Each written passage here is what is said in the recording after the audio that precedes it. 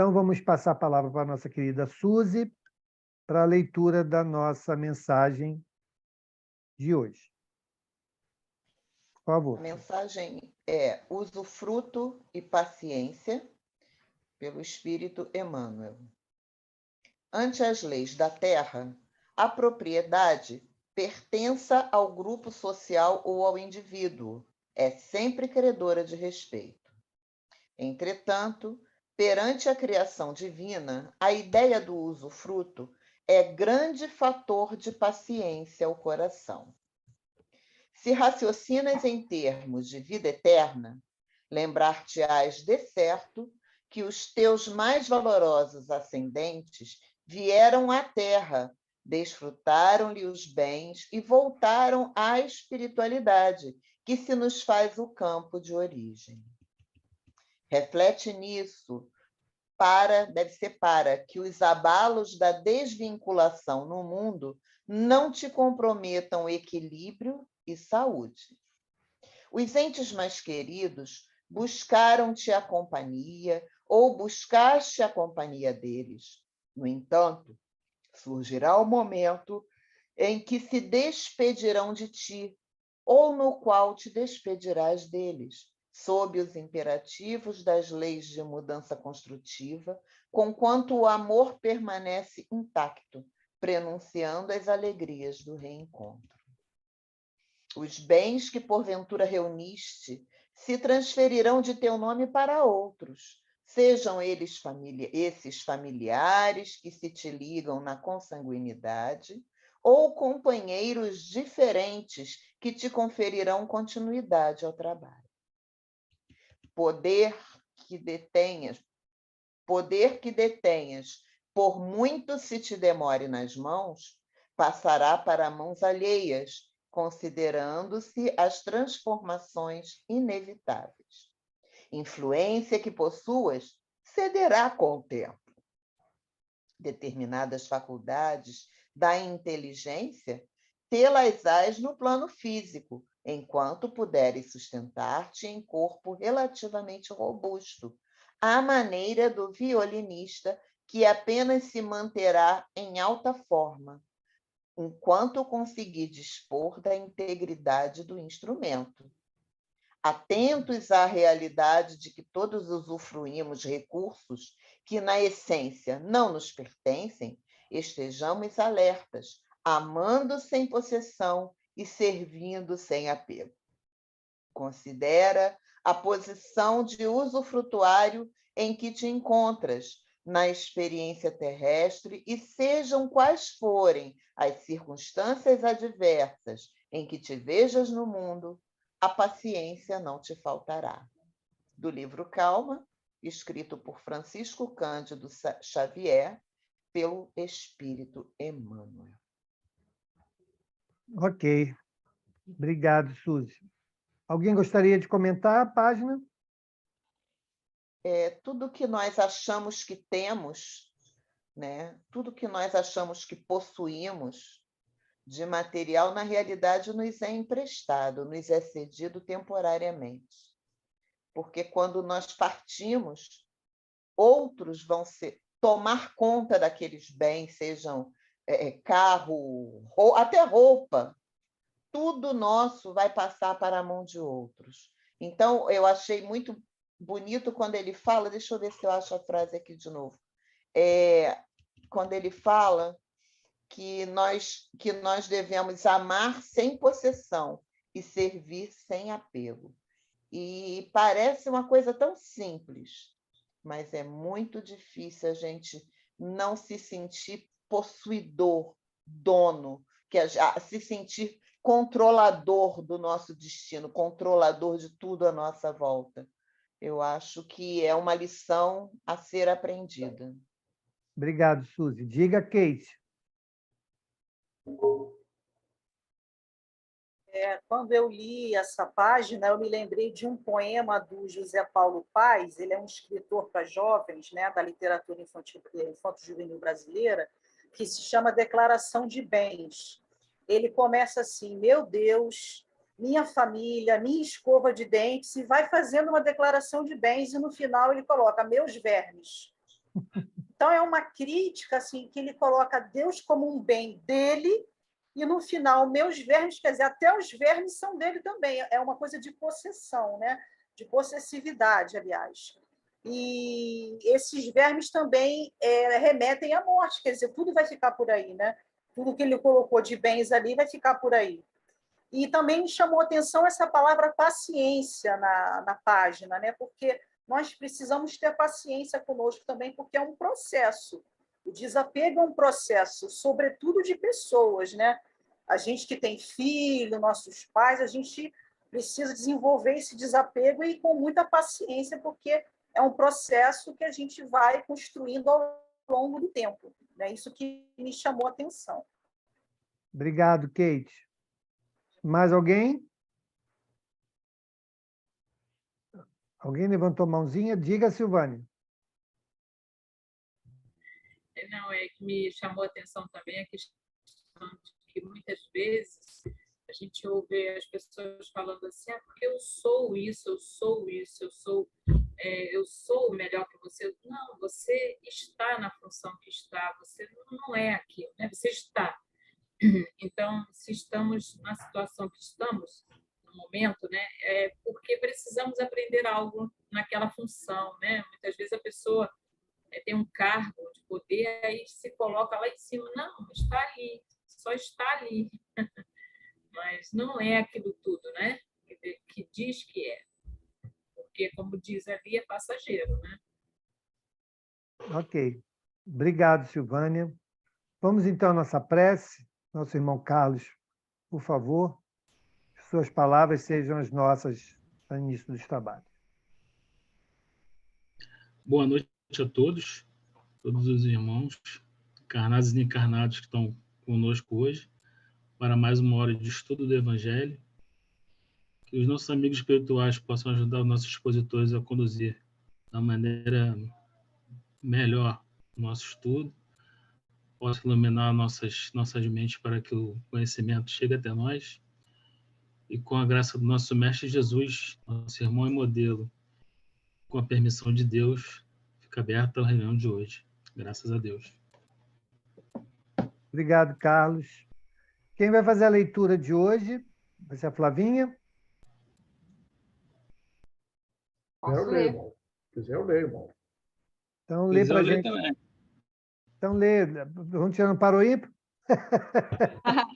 Pode ler, Ronald. Eu? Então, tá bom. Então, vamos lá. Só ver aqui. No Evangelho, capítulo 12, item 4. Capítulo 12. Né? Mas peraí, que o livro desmarcou aqui. Peraí, que o livro...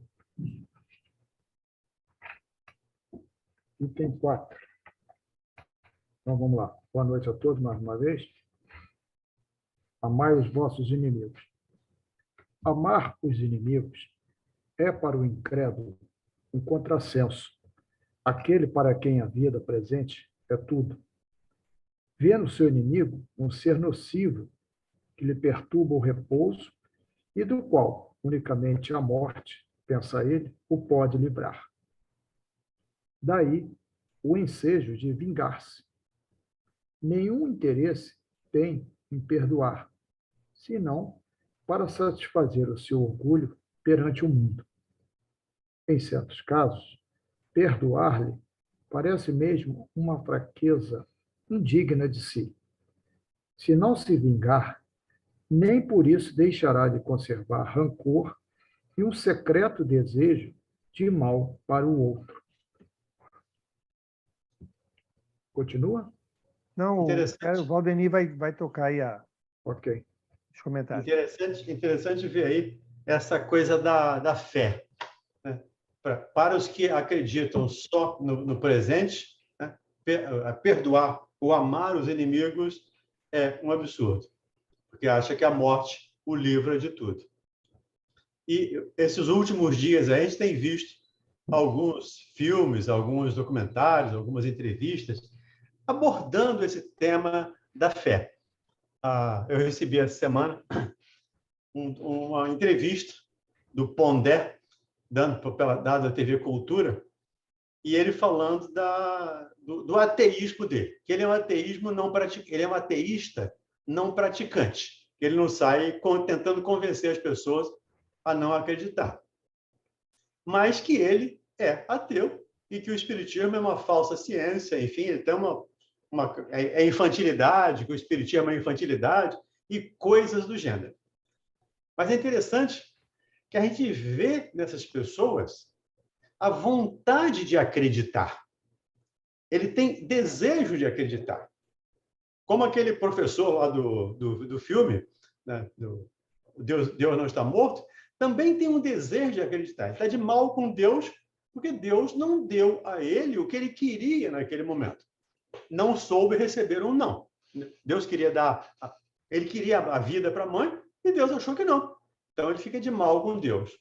E nessa entrevista do Condé, é interessante que a menina que está entrevistando ele, uma oriental, eu acho que é Cíntia, se não me engano o nome dela, e tem uma hora que o Condé pergunta para ela: você acredita em vida futura? Ela disse: não, mas eu gostaria muito de acreditar. Porque eu gostaria muito de encontrar com pessoas, palavras dela, que já morreram e que eu amava. Então, a gente vê aí a gente concebe e entende a questão 621 lá do Livro dos Espíritos. Né? De onde está escrita, nós falamos isso aqui ontem, de onde está escrita a lei de Deus na nossa consciência. Então, mesmo não acreditando, eu tenho vontade de acreditar. E aí, me permitam fazer uma colocação aqui, até pessoal, eu já a fiz em outras situações. Eu fui ateu até 1984, então, de 47 a 84, eu fui ateu. Mas eu tinha vontade de acreditar. Eu tinha sede de acreditar. Eu precisava dessa crença. E eu a busquei em alguns pontos. Pelo menos onde eu achava que ela deveria estar. Dentro da Igreja Católica, por exemplo, eu fui buscar, conversar com padres, pedir orientações, fui conversar com pastores de igrejas evangélicas. Só que, a exemplo daquele professor, o Deus que me apresentaram foi um Deus mau, um Deus perverso, um Deus que pune, um Deus que se vinga. E é claro que eu não vou acreditar num Deus desse. Eu sou lógico, lembrando aqui o Antônio de Pádua lá da quarta-feira. Né? Lógica é um ponto principal da doutrina espírita. Então, dentro dessa lógica do Deus vingativo, não dá para acreditar nesse Deus que gera desigualdades, que cria desigualdades, não só sociais, mas físicas, biológicas, enfim, e sociais também. Né? Então, essa não crença na vida futura nos leva a muitos dissabores. Lá no capítulo 5 do Evangelho, que nós já estudamos aqui, né, ele fala que a crença na vida futura pode evitar a loucura, o suicídio, ou pelo menos pode ajudar na loucura, na compreensão desse fato e não entrar na ideação do suicídio, nem entrar num estado de loucura, acreditando na vida futura. Então, para nós que acreditamos, para quem, né, encarnado ou desencarnado, desencarnado, que estamos aqui, que acreditamos, precisaríamos, a exemplo de Paulo, ser muito grato por ter-nos sido dada essa oportunidade de acreditarmos, de termos essa âncora. Porque eu vejo o Pondé, nesse documentário lá de Linhas Cruzadas, o programa da TV Cultura, aquele professor e muitos outros, o Karnal, que é um outro filósofo que eu gosto, mais materialista, eu vejo nessas pessoas um vazio, uma necessidade de buscar alguma coisa a mais. E nessa entrevista do Condé, eu me lembrei de Estevão, falando sobre Paulo. Quando ele conhecer Jesus, vai ser fantástico. Eu estou usando aqui as minhas palavras, tá? Mas a ideia de Estevão era essa. Esse cara, quando conhecer Jesus, nós estamos bem. E o Pondé vai ser a mesma coisa. Ele tem uma cultura, ele tem um conhecimento fantástico, inclusive de Bíblia. Ele cita a Bíblia, ele cita o Velho Testamento, ele conhece tudo. Então, a hora que ele conhecer Jesus verdadeiramente, com certeza, vai ser um grande divulgador da doutrina do Cristo, da doutrina espírita, por consequência. Então, a fé, entendi aqui, né? A fé, nesse primeiro parágrafo, é a nossa âncora, que nos permite, que nos auxilia, principalmente, no perdão, no entendimento do outro, na aceitação do outro e também no auto-perdão. Uma coisa que nós, às vezes, esquecemos. Né? Perdoa ao seu inimigo assim como perdoa a si mesmo. Né? Ama o seu inimigo como a si mesmo. É só mudar o verbo. De perdoar para amar, para compreender, para entender, ajudar, auxiliar, enfim. Mude o verbo, mas tudo precisa começar em nós mesmos. Assim, entendi. Acho que falei muito, né? Mas fique à vontade aí para quem quiser falar, participar também. Valdemir, rapidinho. Claro. Eu acho que o Pondé... E não precisa ser rapidinho. Aqueles filósofos, eu gosto muito de escutar assim, esse tipo de assunto, eu escuto muito Karnal, mas o Pondé é aquele cara que ele gosta de ser do contra. Eu acho ele tão cansativo, eu não consigo escutar ele, não. Eu não sou fã dele, não. O Karnal eu escuto, mas eu acho o Pondé tão enjoado. Ele é aquele que ele quer ser do contra de tudo. Acho que ele não tem muito argumento. Porque por isso que ele diz, eu sou um ateísta não praticante. Porque eu não saio pregando por aí o ateísmo. Eu não quero que as pessoas sejam ateias. Mas ele é ateu. E o que eu me surpreendi foi ele chamar o espiritismo de crença infantil, né, nessa entrevista. Isso é muito... Eu acho que eu já vi essa entrevista dele. Eu acho que eu já vi. Eu lembro dele falando isso. Foi um dos motivos que eu parei de escutar ele, foi juntando um monte de coisa. Eu acho que eu escutei ele falando isso aí uma vez. Isso aí não é novo, não. E ele diz que ele fala de Kardec, né? Do Kardec, o positivismo e tal, que ele quer uma pseudociência. Então, falta a ele compreensão. Mas, a hora que ele compreender isso, vai ser um grande cristão. Assim que ele assumir essa posição. Vamos em frente? A semeadura é livre, né, Valdemir? Mas a colheita será obrigatória. Sim, com toda certeza. Né? Graças a Deus, nós somos livres para plantarmos aquilo que quisermos. Mas, graças a Deus, também temos que colher tudo aquilo que plantarmos. Então, vamos lá. Para o crente, e, sobretudo, para o espírita, muito diversa é a maneira de ver, porque as suas vistas se lançam sobre o passado e sobre o futuro, entre os quais a vida atual não passa de um simples ponto. Sabe ele que, pela mesma destinação da Terra, deve esperar topar aí com homens maus e perversos, que as maldades com que se defrontam fazem parte das provas que lhe cumpre suportar. E o elevado ponto de vista em que se coloca lhe torna menos amarga as vicissitudes, quer advenham dos homens, quer das coisas. Se não se queixa das provas, tampouco deve queixar-se dos que lhe servem de instrumento.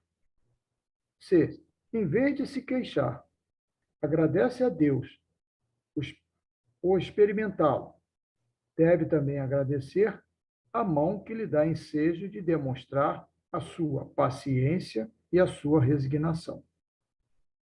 Esta ideia o dispõe naturalmente ao perdão. Sente, além disso, que quanto mais generoso for, tanto mais se engrandece aos seus próprios olhos e se põe fora do alcance dos dardos do seu inimigo. O homem que no mundo ocupa elevada posição, ele não se julga ofendido com os insultos daquele a quem considera seu inferior. O mesmo se dá com o que, no mundo moral, se eleva acima da humanidade material. Este compreende que o ódio e o rancor o aviltariam e rebaixariam. Ora, para ser superior ao seu adversário, preciso é que tenha alma maior, mais nobre, mais generosa do que a desse último. Aqui, em resumo, o Kardec está dizendo aqui, nós estamos habitando um planeta de expiação imprópria. Então, é natural que topemos. Aí, né, a fala da Flávia, né, não gosto do Pondé, não, porque ele é assim. É natural que num planeta de expiação imprópria ainda encontremos espíritos que tenham essa característica. Agora, é importante que nós olhemos para nós mesmos nesses aspectos, como eu estou agindo como cristão? Como eu estou agindo como espírita? Ele diz aqui, a fé no futuro faz com que aprendamos ou nos disponhamos a perdoar. E vale a pergunta, eu sempre gosto dessas coisas, dessas provocações, né? Vale a pergunta, eu estou perdoando? Eu estou julgando? Eu estou condenando? Porque dentro dessa ideia que nós já temos, de crença no futuro, de fé no futuro, de continuidade da vida, da inteligência suprema e de tudo mais que já estudamos, nós precisamos sermos um pouco diferentes. Como diz o Simeão, lá no capítulo 20 desse mesmo evangelho. Já que vos dizeis espíritas, sede-o. E ser espírita é uma responsabilidade. Quanto mais informações tivermos, com certeza, mais responsáveis seremos. Com certeza, quanto mais tivermos recebidos, e nós recebemos muito, mais seremos cobrados também. Então, não vamos esperar que o outro nos cobre. Vamos nos olhar, não para nos punir. Não é para pegar um chicote aqui e ficar aqui se chicoteando. Mas se olhar, se conhecer. E a partir do olhar, do autoconhecimento, a partir da autoaceitação, fazer um trabalho de autotransformação. Isso é uma exigência que nós deveríamos ou devemos ter conosco mesmo. Não é isso, Kate? Liga aí o seu microfone. Eu estava lendo aqui que ele fala para a gente, se não se queixa das provas, tampouco deve queixar-se dos que lhe servem de instrumento. Eu queria salientar essa coisa da queixa, porque nós somos muito resmungões, muitas vezes, né? A gente reclama muito, e isso faz muito mal para a gente. Às vezes, o maior inimigo da gente somos nós mesmos. A gente Eu diria quase sempre. A gente fica tão preocupado de ter inimigo, e às vezes o seu maior inimigo. Como você falou do auto-perdão, né? A gente às vezes não se perdoa. Nós somos, às vezes, implacáveis, carrascos conosco, com os nossos erros. Então, a gente precisa empreender essa reforma íntima, procurando diminuir as reclamações, procurando o perdão para a gente e para o outro. Mas é o que a página falou, paciência, tudo é um processo. A gente precisa se esforçar, um pouco a cada dia. E aí, se Deus quiser, a gente consegue chegar lá. A gente já está aqui para estudar, para a gente poder ir se melhorando a cada dia, né? Agradecer a mão que lhe oferece a ocasião de crescer, de perdoar. É Paulo escrevendo lá aos Tessalonicenses. Dai graças por tudo. E não tem uma vírgula. Quer dizer, a não ser que ele faça isso. Dai graças por tudo. Então, pela mão que nos experimenta. Pelo irmão que ainda ignorante. Eu sei que é difícil, tá, gente? Por favor, não me vejam aqui como praticando tudo isso plenamente. Não é essa a ideia. Mas é uma necessidade que precisamos absorver e praticar. Agradecer a esses irmãos pela oportunidade que nos dá de colocarmos em prática esses ensinamentos. Acho que foi hoje que eu recebi um videozinho, eu vi pelo Facebook um videozinho de um padre falando: eu pedi a Deus forças e ele me deu problemas. Eu pedi a Deus saúde e ele me deu não sei o que lá. Eu pedi a Deus isso e ele me deu aquilo. E no final ele diz: Deus atendeu a todos os meus pedidos. Então, essa é a ideia. Os problemas que nos chegam não é para nos derrubar, não é porque Deus é nosso inimigo, porque ele quer acabar conosco. Muito pelo contrário. Os problemas que nos chegam é uma oportunidade de crescermos, de aprendermos, de exercitarmos as tais virtudes que ainda estamos em busca. Diga aí, grande Mauro. Eu também marquei, na sequência da frase que a Kate trouxe, para comentar aqui, né? Ele fala assim: deve também agradecer a mão que lhe dá ensejo de demonstrar a sua paciência e a sua resignação. E aí a gente tem, essa semana ou semana passada, a gente comentou bastante sobre isso, sobre a questão que lá na rádio o companheiro falou sobre a questão do estupro, né? Do aborto. Como é que pode?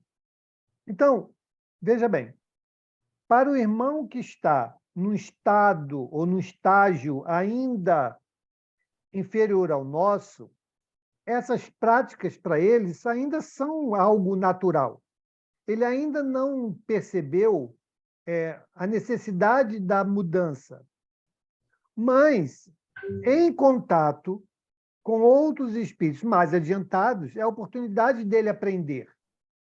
E, consequentemente, ele vai nos oferecer a oportunidade da sedimentação ou da consolidação dessas virtudes, da paciência, da resignação, da misericórdia, né, da indulgência, e assim vamos. Então, a gente vê a perfeição dessa elaboração divina. Então, para todos, de alguma maneira, é uma oportunidade de adiantamento. O irmão que ainda se vê preso à materialidade, né? Se vê ainda subjugado apenas ao possuir, né? Ele vai ter suas experiências que, de alguma maneira, vão levá-lo a repensar e se aprimorar. E, consequentemente, na escolha ainda indesejada que ele venha a fazer, é para nós a oportunidade da prática de todas essas virtudes. Então, a gente entende aí, né, com maior clareza, essa questão da relação que nós temos uns com os outros. Sempre alguém está oferecendo ao outro a oportunidade da melhora, a oportunidade do aprendizado, e assim caminhamos todos, cada um a seu passo, no sentido do progresso. É isso que eu queria lembrar. Por isso vivemos em sociedade. Necessitamos dessa troca. Necessitamos do diferente. Não precisamos concordar com o diferente, mas precisamos aprender com o diferente. Não é isso, Angélica? É isso. Eu estava lembrando de um fato que ocorreu comigo há muito tempo. O programa Respondendo aos Ouvintes não era nem ainda no YouTube, era só pelo WhatsApp. A gente mandava perguntas. Eu sou do tempo do telefone fixo, não é nem o WhatsApp. Essa época parece que já tinha o WhatsApp. Eu mandei pelo WhatsApp a pergunta, falando sobre ofensas. Estava lá uma discussão e eu mandei a pergunta. Contei, né, que tinha acontecido um fato comigo e eu estava me sentindo assim ofendida. E aí o rapaz, Valdemir Cruz, que é o âncora do programa, ele me respondeu assim: Angélica, você se sentiu ofendida porque se deixou ofender. Nossa, aquilo caiu assim. Eu falei, pronto, o que eu vou ouvir mais? E aí ele explicou, né? Falou da situação, tudo. Aí, num dia, outro, quando eu faço meu evangelho, eu abri aqui na página, nesse capítulo, e saiu este item aí que nós estamos estudando, né? E aí, quando chegou aqui nesse ponto, eu li: o homem que ocupa uma posição elevada no mundo não se crê ofendido. Foi aqui eu.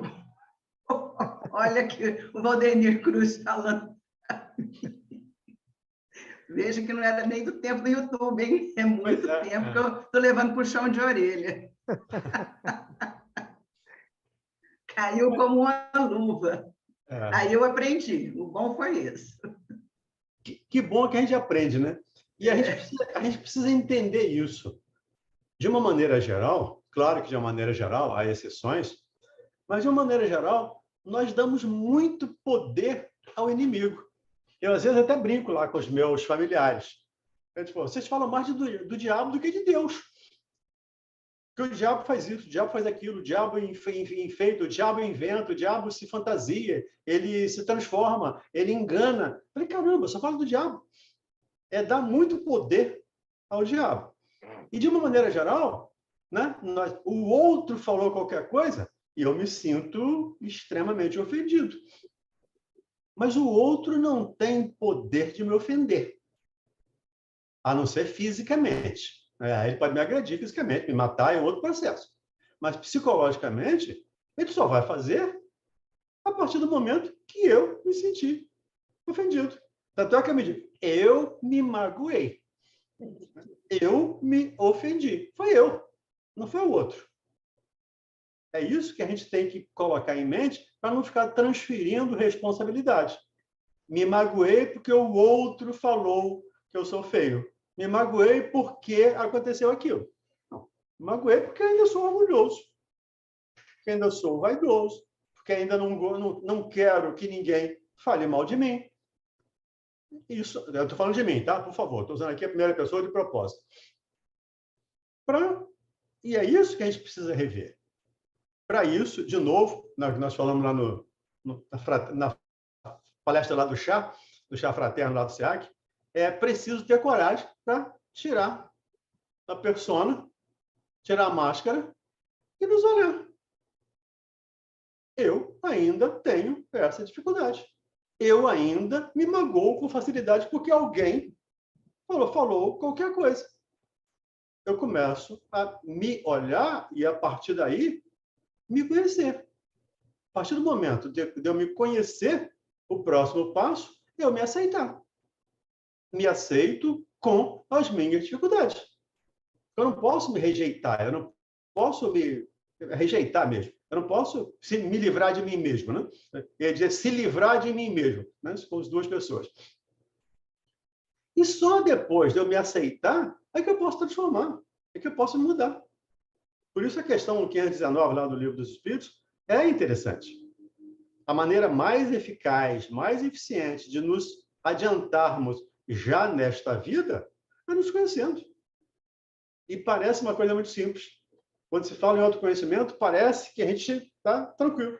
Quando a Angélica fez lá a pergunta, lá, sei lá quanto, que eu não me lembro mais, né, desse tempo, mas quando ela fez a pergunta, eu estou plena de razão.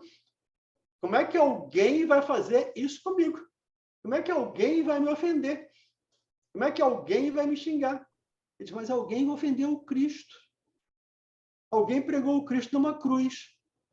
Alguém lavou as mãos.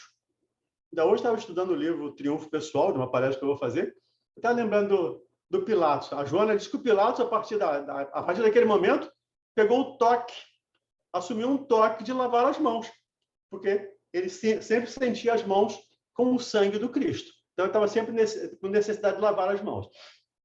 Mas, voltando aqui. Então, é preciso que eu me conheça e, a partir daí, sim, eu vou fazer esse esforço de transformação.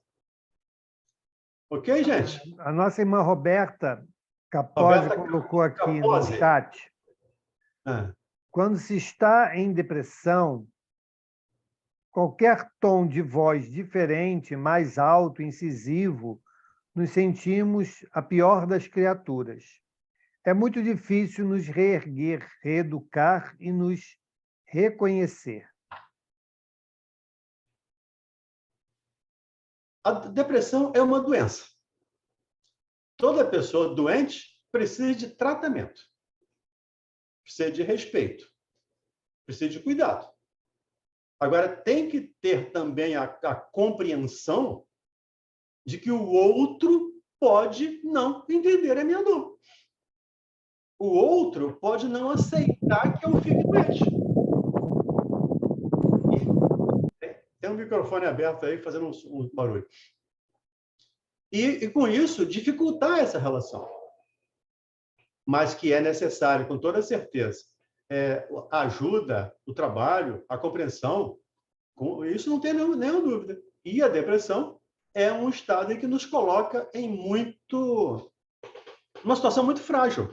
Agora, entendamos, Roberto, que depressão também, segundo aí a dona Joana, tá? Eu estou falando aqui segundo a dona Joana, é uma insatisfação com o status quo que temos hoje. Eu não estou satisfeita ou satisfeito com o que eu tenho. Eu queria diferente. E se eu não tenho o mundo que eu quero, as coisas que eu não quero as coisas que eu tenho. E aí eu fecho a porta, eu apago a luz, eu fecho a cortina, eu deixo de comer, eu deixo de tomar banho, eu penso em suicídio, em função da minha insatisfação com o espírito, com as atuais provas e expiações, como nos lembra lá a dona Joana. E lá nesse livro, O Triunfo Pessoal, se você quiser depois, lá no capítulo 6, ela fala lá de transtornos profundos. Então, ela fala de depressão, fala de toque e fala de esquizofrenia, nesse capítulo. E o primeiro, ela fala de depressão, que é um dos pontos mais difíceis de serem tratados, porque, ao longo do tempo, alimentamos em nós a ideia da...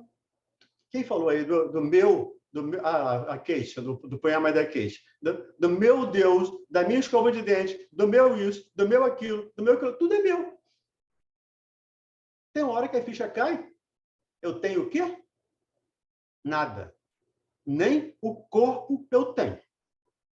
E isso me deixa, mesmo que inconsciente, me deixa numa posição de insatisfação. Isso gera, ou pode gerar, e de uma maneira gera, um processo depressivo. Diga aí, Roberta, você levantou a mão. Foi.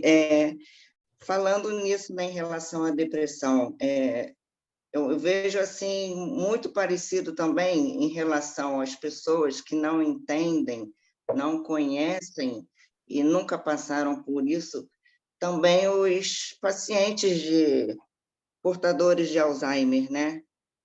A família, até perceber, até cair a ficha que o outro está doente, o outro já passou por tantas coisas, né? Mas a diferença é que o paciente de Alzheimer, ele geralmente não lembra a memória recente, ele só tem a memória passada. E o depressivo não. O depressivo tem o passado, o presente e o futuro na cabeça. Então, é muito difícil conviver com uma pessoa, tanto com Alzheimer quanto depressiva, quando o próprio familiar não entende o que ela está passando, o que está acontecendo, a angústia que ela sente e a vontade que tem de não fazer mais parte do mundo, né, da Terra, desse momento. E é muito difícil, cada dia um degrau, cada dia uma palavra, cada dia a gente acorda agradecendo e realmente é por aí. Obrigado, Roberto. A luta é constante, Roberta, não tem jeito. É isso mesmo. E, de novo, é a nossa insatisfação. Eu não estou satisfeito com o que eu tenho. Então, isso me gera um estado de infelicidade, de tristeza, de não vontade de viver. Me lembro de certa feita, uma pessoa com muita dificuldade nessa área, e num processo regressivo, ela se viu como um senhor feudal. Então, um chicote e todos os vassalos à disposição dela. E hoje, ela não tem nenhum vassalo à disposição. É claro que isso não é consciente, mas essa pessoa era professora, e fazia mesmo que dos alunos como fossem os vassalos dela. E, claro, gerava uma enorme dificuldade, a ponto de entrar num estado de depressão, porque os alunos não atendiam aos pedidos, ou às solicitações, ou às exigências desse professor. Então, é uma insatisfação que nós trazemos, na grande maioria das vezes, inconsciente, mas o processo terapêutico é exatamente isso, trazer para a consciência. Por que é que eu estou depressivo? Porque as pessoas não estão à minha disposição. Agora, é uma doença? Sim. Precisa de tratamento? Sim. Tratamento psicológico, tratamento espiritual, tratamento psiquiátrico, muitas vezes. Principalmente a depressão, precisa de medicamento, um antidepressivo, não para a eternidade, mas para sair da crise e, dentro do processo de autoconhecimento, aí sim se rever nessa situação. Diga, Ronald. Isso. E a gente pode, só mais uma coisinha, a gente pode dizer que a depressão, quando uma pessoa apresenta uma depressão hoje, por fatores externos, por perdas, por pressão psicológica, alguma coisa assim, isso já vinha com ela e nesse momento foi a válvula de escape ou não? Foi o gatilho. Nós chamamos de isso foi o gatilho. Sim.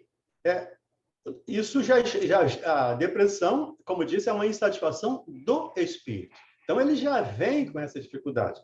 E ele vem para superar essa dificuldade.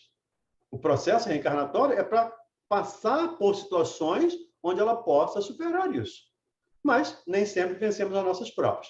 Uma boa parte das vezes, nós repetimos de ano.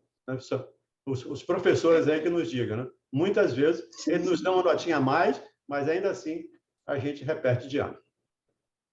Tá bom, obrigada, Valdemir. Ronald. Me permita, Valdemir, só isso que a gente está falando aqui, né? Que muitas vezes, a gente não conhece a si mesmo, a gente nem se conhece. O pensamento do famoso filósofo Sun Tzu. Se você conhece o inimigo e conhece a si mesmo, você não precisa temer o resultado de 100 batalhas. Agora, se você se conhece, mas não conhece o inimigo, para cada vitória ganha, você também sofrerá uma derrota. Agora, se você não conhece nem o inimigo, nem a si mesmo, você perderá todas as batalhas. Ou seja, primeiro a gente tem que se conhecer, a gente tem que reconhecer os nossos erros, as nossas falhas, até onde a gente pode ir, para depois, então, a gente começar a apontar o dedo, né? O inimigo, enfim. Isso lá atrás, ele já tinha essa visão, só para reforçar o que a gente está lendo aqui. Perfeito. Questão 919, lá do Livro dos Espíritos. Antes de passar a palavra para a Verônica, a nossa irmã, também Verônica Cardoso, pergunta assim: poderíamos dizer que a depressão é uma falta de fé? Em certo modo, sim. Entendendo que é uma doença que precisa de ajuda e que não é frescura. Muita gente diz que depressão é frescura, que vai ver vitrine, vai fazer compra, que isso passa. Não passa. Isso é doença. Mas, sim, a partir do momento que eu estou insatisfeito com o que Deus me deu, falta-me fé. Isso é claro que dentro de um aspecto espírita, tá? Se a gente for falar de um aspecto espiritual, não vou falar de psicológico, eu não vou falar de fé lá.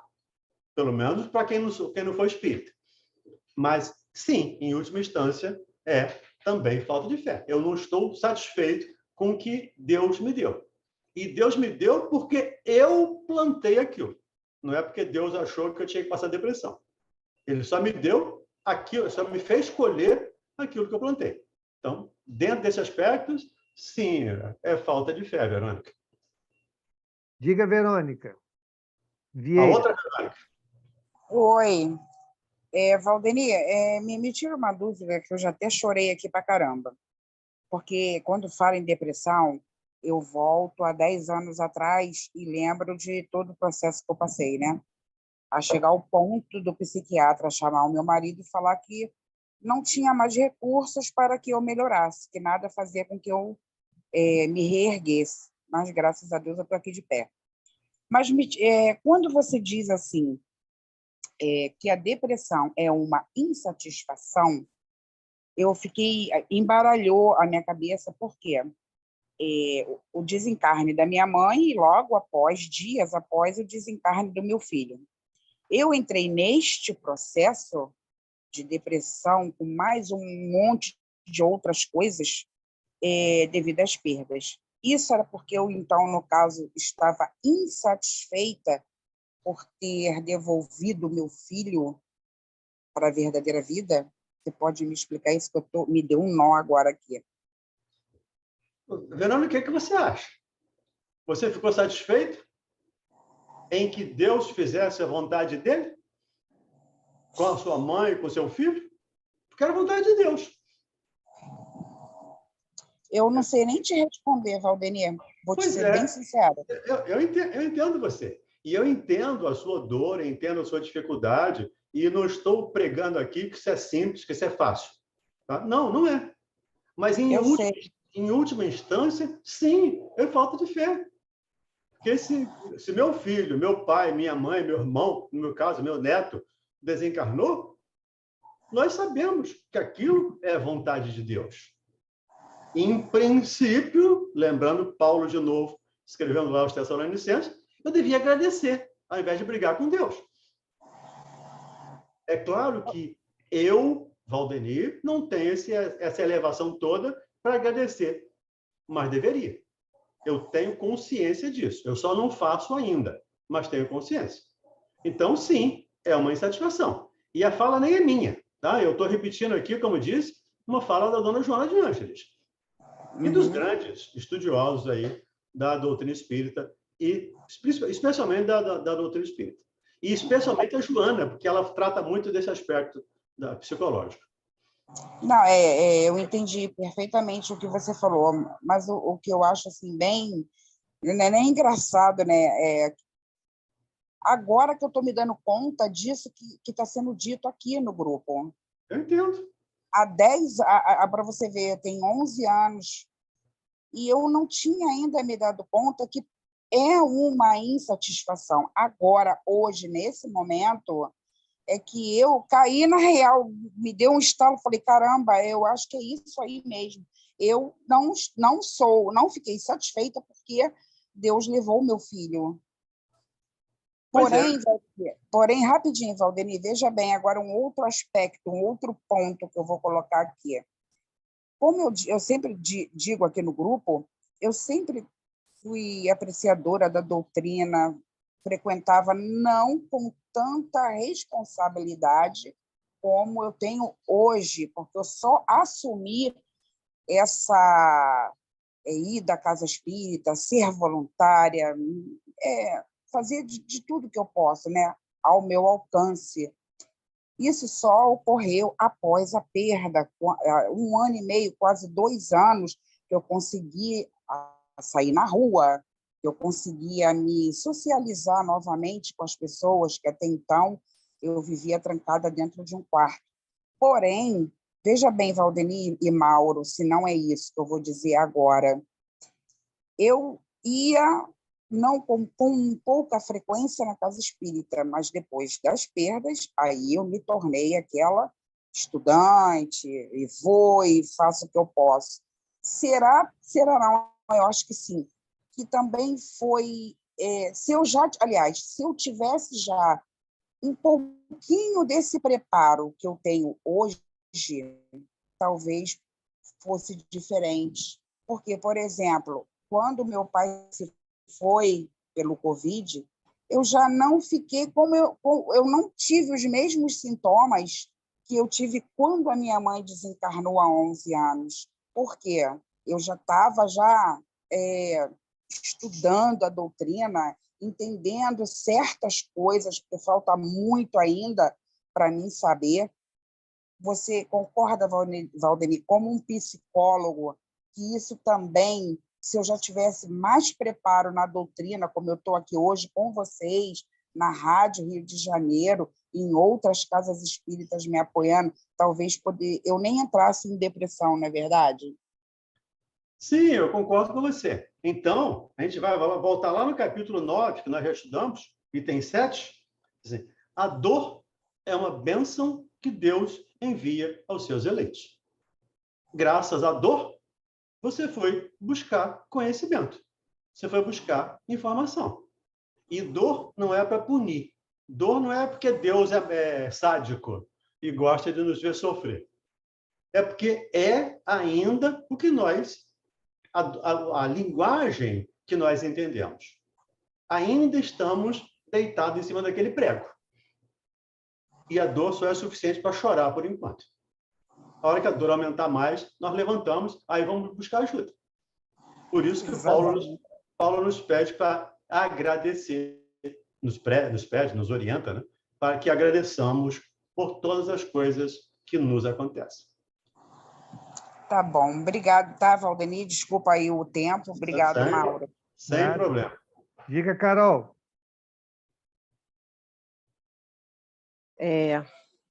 Eu fiquei encucada com a questão dos alunos e dos vassalos. E eu queria fazer uma pergunta. Eu não sei se a minha dúvida é referente à minha falta de bagagem nos estudos, tá? Ou se ela é uma dúvida realmente que tem fundamento, tá? Mas até que ponto essa sensação a insatisfação dessa... Eu vou usar esse exemplo porque foi o que o Valdemir citou, tá? Até que ponto essa questão da insatisfação, né, e dessa professora com esses alunos, porque ela trazia a questão dos vassalos, ela via os alunos como os vassalos que precisavam atender as exigências dela e as expectativas, vontades dela. Até que ponto isso não é uma questão do esquecimento que ela porque eu não consigo entender por que isso vem.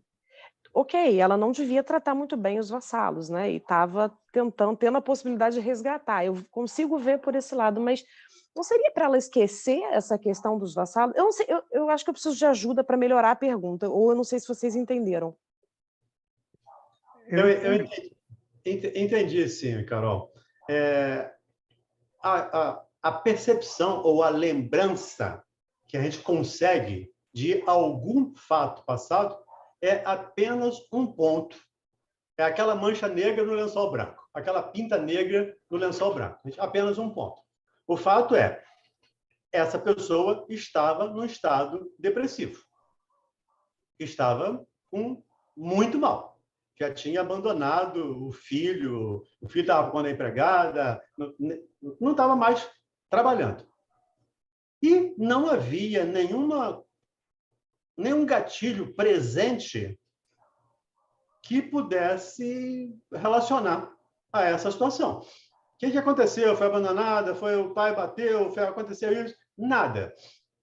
Então, nesses casos, há essa possibilidade de voltarmos ao passado, abrirmos uma nova janela. É uma fresta. É olhar no buraco da fechadura.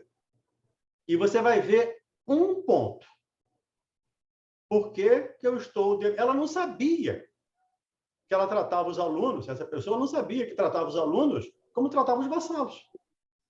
Ela depois me diz, caramba, eu estava fazendo aqui, eu estou repetindo aqui a mesma coisa que eu estava repetindo lá.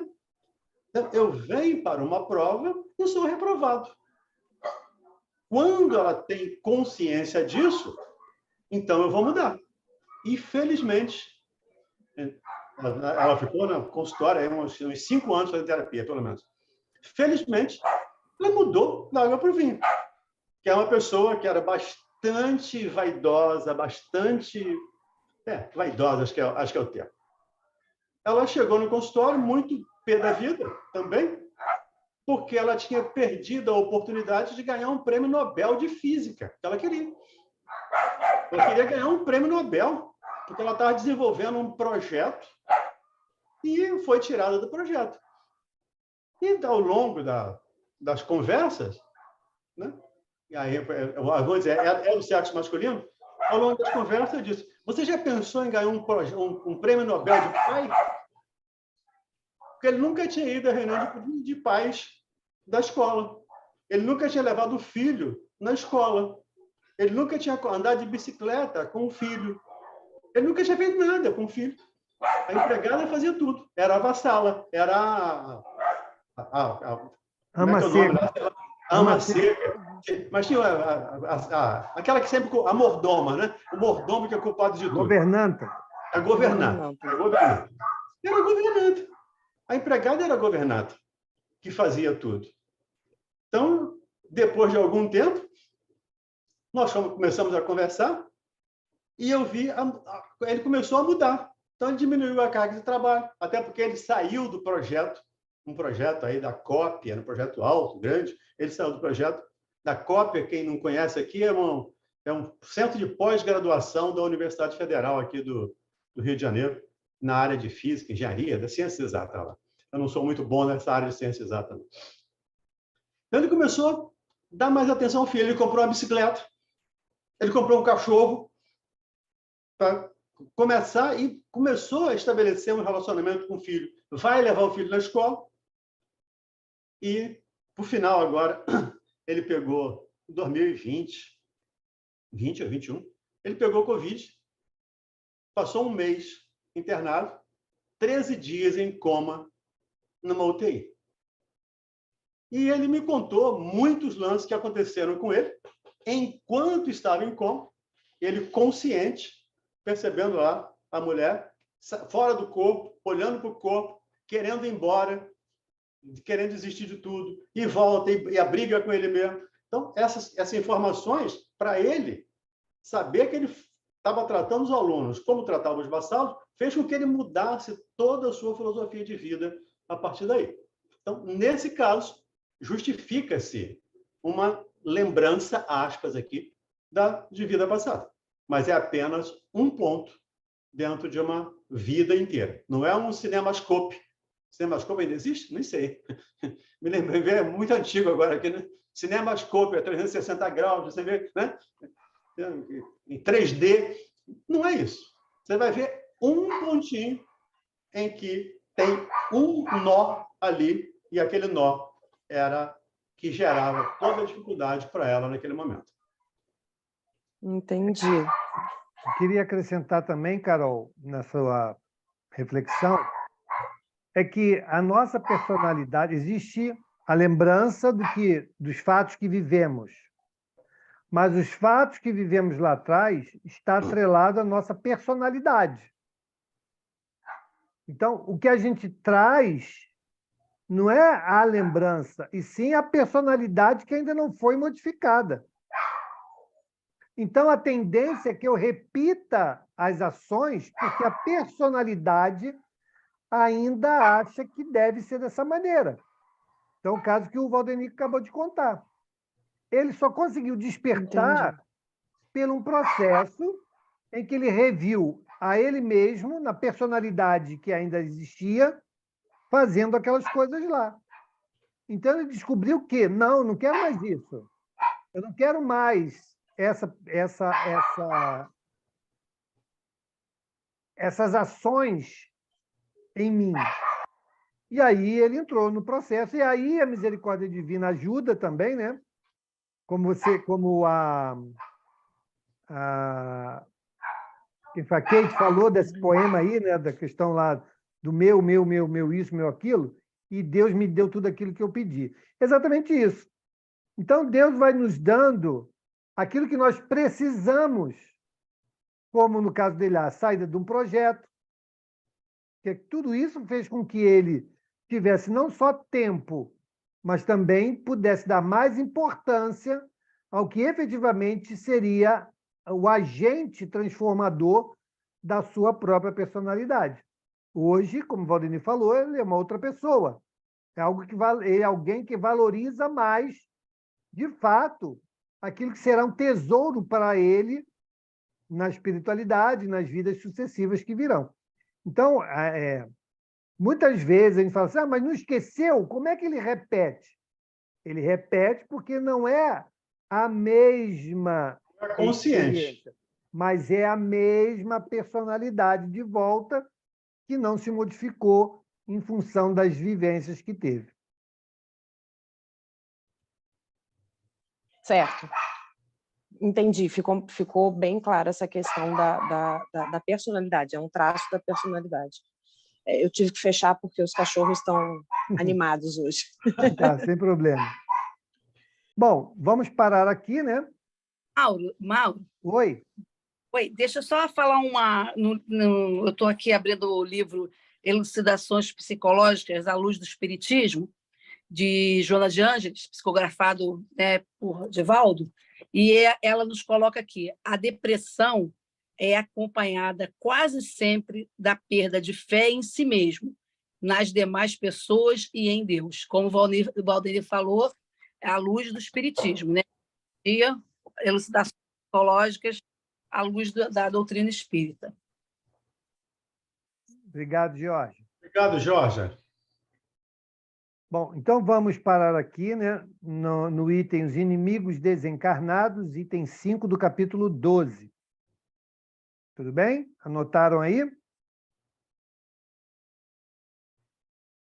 Então vamos fazer a nossa prece.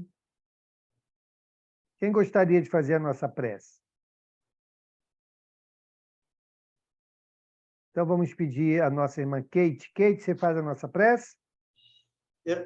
Eu ia falar na Kate, cara. Eu ia pedir a Pois Kate. é, você me passou a informação.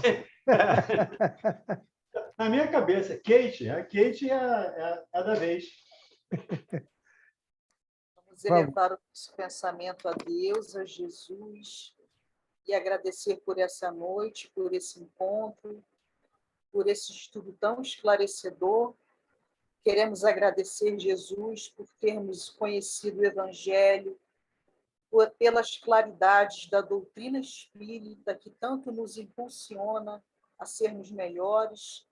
Queremos pedir por todas as pessoas que neste momento sofrem dores físicas ou morais, que o Senhor possa ser o bálsamo, Mestre, com toda a sua doçura, com todo o seu esclarecimento.